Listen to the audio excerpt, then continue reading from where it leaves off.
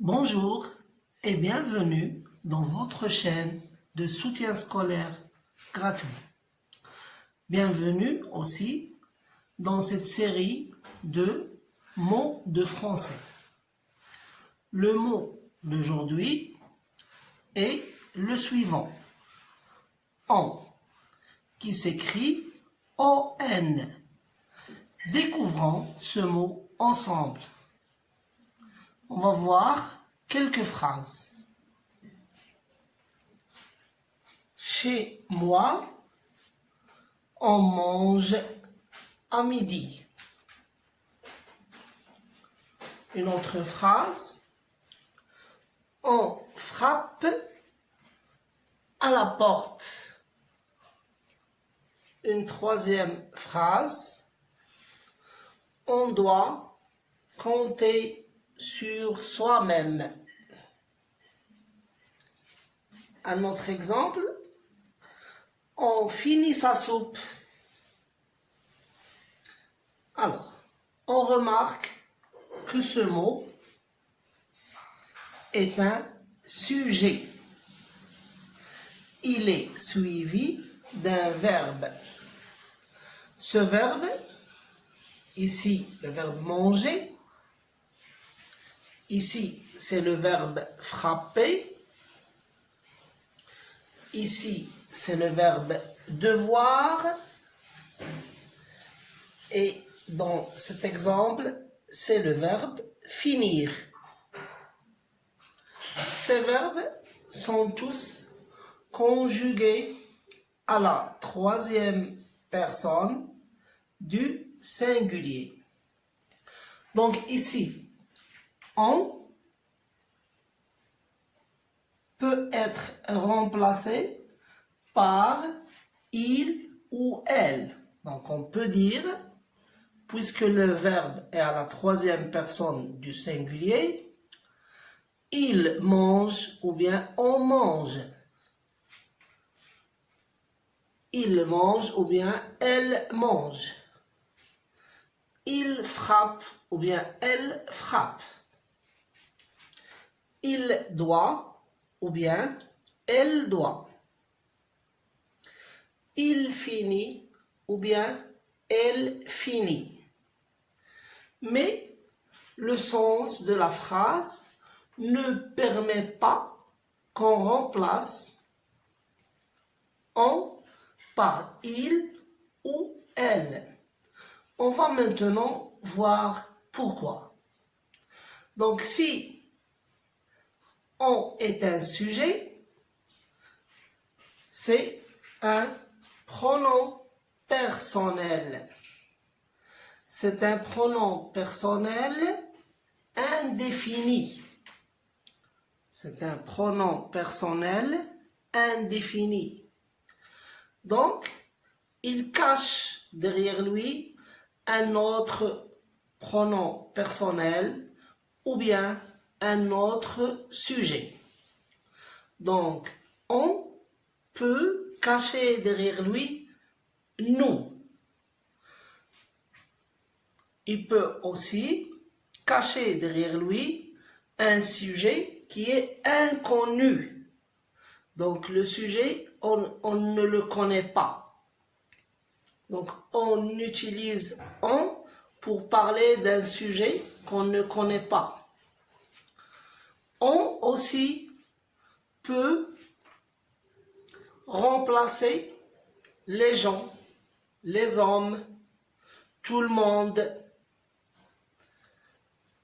On peut aussi utiliser on pour donner un ordre d'une façon adoucie ou bien d'une façon gentille.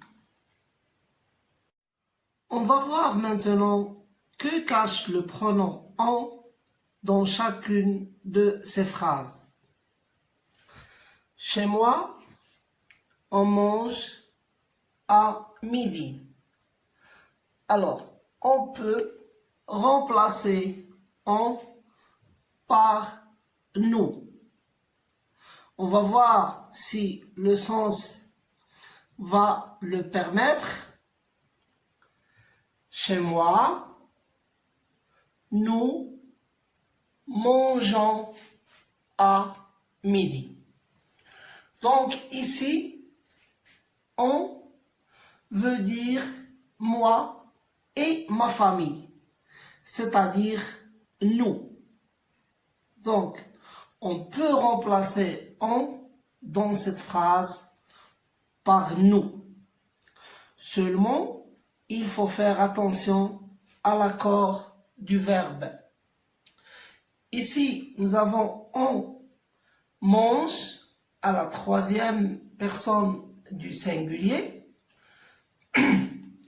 Ici, nous avons nous mangeons à la première personne du pluriel.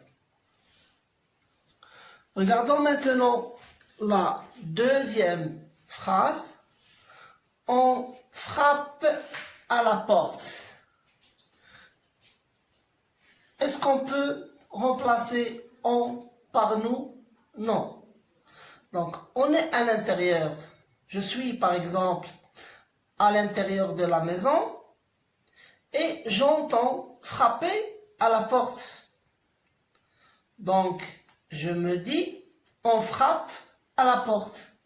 Mais je ne sais pas qui frappe à la porte. Donc, c'est un inconnu. Donc, ici, on peut remplacer on par quelqu'un. Donc, on peut dire quelqu'un frappe à la porte. Donc, un inconnu frappe à la porte. Donc, je ne sais pas c'est qui. Troisième phrase, on doit compter sur soi-même. Donc, ici, on peut remplacer les gens, peut être remplacé par les gens, par exemple. Les gens doivent compter sur eux-mêmes. Chacun doit compter sur lui-même. Donc ici, on remplace les gens, remplace chacun de nous. On passe au dernier exemple. On finit sa soupe. Donc je peux dire cette phrase à mon fils. Je lui dis, on finit sa soupe. En réalité, je veux lui dire, finis ta soupe. Donc si je lui dis, finis ta soupe, j'utilise ici un verbe, le verbe finir, à l'impératif. Donc c'est une phrase impérative. Donc c'est un ordre que je donne sévèrement. Finis ta soupe. C'est un ordre direct.